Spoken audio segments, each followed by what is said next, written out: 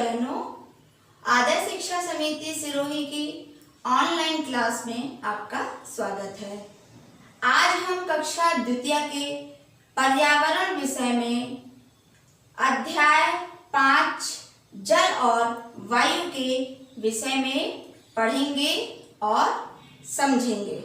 जैसा कि पाठ से ज्ञात होता है जल और वायु, तो आज हम केवल जल के बारे में जानेंगे और समझेंगे। हम सभी को पीने के लिए किसकी आवश्यकता होती है? जल की, जल यानी पानी की आवश्यकता होती है। जीवन के लिए जल की अति आवश्यकता होती है। हमें बहुत से कामों में पानी की आवश्यकता होती है। जैसे प्यास लगने पे हम क्या पीते हैं? पानी पीते हैं ना। आपको भी प्यास लगती है तो आप पानी पीते हो। फिर घर में भोजन बनता है तो मम्मी को भोजन बनाने के लिए किसकी आवश्यकता होती है? वो भी पानी की आवश्यकता होती है। बगैर पानी के खाना बन सकता है क्या घर में? नहीं बन सकता। और आप स्नान करते हो तो स्नान करने के लिए भी पानी की आवश्यकता होती है। बर्तन धोने के लिए भी पानी की आवश्यकता होती है। तो आपको हर काम में पानी की आवश्यकता पड़ती है। आपके कपड़े गंदे होते हैं तो भी पानी की आवश्यकता होती है। पेड़ पौधों को भी पानी की आवश्यकता होती है। पौधों में यदि हम पानी नहीं देंगे तो वो सूख जाएंगे, यानी वो नष्ट हो जाएंगे। उसी प्रकार से पशु पक्षी भी पानी के बगैर नहीं रह सकते। उनको भी अपनी प्यास बुझाने के लिए पानी की आवश्यकता होती है। जैसे गाय, अब गाय जैसे पानी पीने के लिए जब उसको प्यास लगती है तो हम लोग घरों के आगे अपने अपने एक कुंड सा बनवा देते हैं। एक हौद जिसको बोलते हैं, नाद बोलते हैं, वो बनवा देते हैं। उस कुंड में पानी भर देते हैं। जब वहां से कोई भी जानवर जैसे गाय है, कुत्ता है, तो वो पानी पीकर उसमें अपनी प्यास को बुझा लेता है। इसी प्रकार से पक्षियों को भी अपनी प्यास बुझाने के लिए इधर उधर भटकना पड़ता है। जिस प्रकार से हम अपने घरों के सामने पेड़ों पर या तो लोहे के किसी बर्तन को टांगते हैं, या फिर प्लास्टिक की कोई टोकरी टाइप में टांग देते हैं, या फिर मिट्टी की कोई हांडी टाइप में उसको रस्सियों से बांधकर उसमें पानी भर देते हैं, तो पक्षी वहां पर आके अपनी प्यास को बुझा लेते हैं। अब बात आती है, जल आता कहाँ से है? सोचो और बताओ कि जल कहाँ से आता है। तो जल का मुख्य स्रोत वर्षा है, यानी वर्षा का जल भूमि के अंदर यानी पृथ्वी के अंदर जाकर वो हमें कुएं और हैंडपंप के द्वारा प्राप्त होता है। कुआं सबने देखा है ना, अपने गांव में कुएं होते हैं जिससे रस्सी से पानी बाल्टी में रस्सी बांधकर खींचा जाता है। हैंडपंप भी देखे होंगे आपके आसपास। हैंडपंप को चलाकर उससे भी पानी खींचा जाता है। इसके अलावा नदियां, तालाब, झीलें, बावड़ी, इनके द्वारा भी हमें जल प्राप्त होता है। तो भैया बहनों, जल के प्रमुख स्रोत यानी साधन क्या है?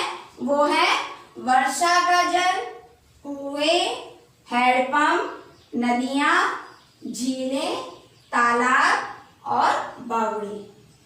जल मुख्य रूप से 2 प्रकार का होता है। आइए इसको समझते हैं। कठोर जल और मृदु जल।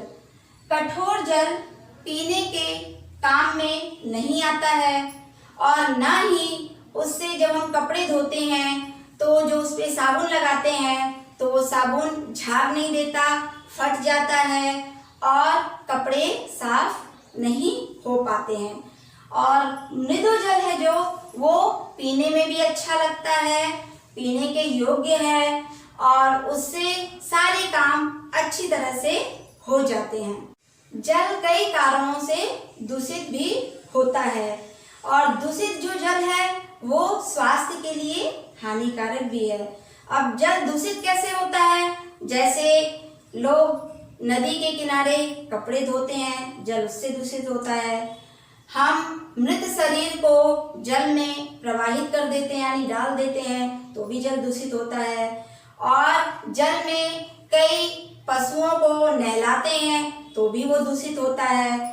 और मल मूत्र त्यागने से भी जल दूषित होता है। और नदियों के किनारे जो बड़े बड़े शहरों में फैक्ट्रियां लगी होती हैं वहाँ पर उसका जो रासायनिक पदार्थ जो निकलता है, वो कूड़ा करकट जो निकलता है वो जल में मिलता है तो भी जल दूषित हो जाता है।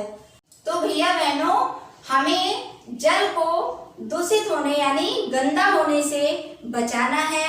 जल हमारे जीवन के लिए बहुत ही महत्वपूर्ण है। और आप लोगों ने सुना भी होगा कि कहा जाता है कि जल ही जीवन है। जैसा कि हमारी सरकार का भी प्रयास है कि नदियों के जल को किस तरह से स्वच्छ रखा जाए और उस पे बड़े बड़े काम चल रहे हैं जिससे वो गंदा ना हो। भैया बहनों, आज हमने जल के बारे में पढ़ा। अब इसी से संबंधित हम प्रश्न उत्तरों को देखते हैं। तो हमारा पहला प्रश्न है, जल के मुख्य स्रोत कौन कौन से होते हैं? उत्तर है, जल के मुख्य स्रोत यानी वर्षा, नदियाँ, तालाब, झीलें, कुएं आदि हैं। दूसरा प्रश्न है, समुद्र किसे कहा जाता है? उत्तर है, जल के अपार भंडार को समुद्र कहा जाता है। तो भैया बहनों, आप अपनी कॉपी में कक्षा कार्य क्रमांक 4 डालकर इन प्रश्नों को लिखेंगे।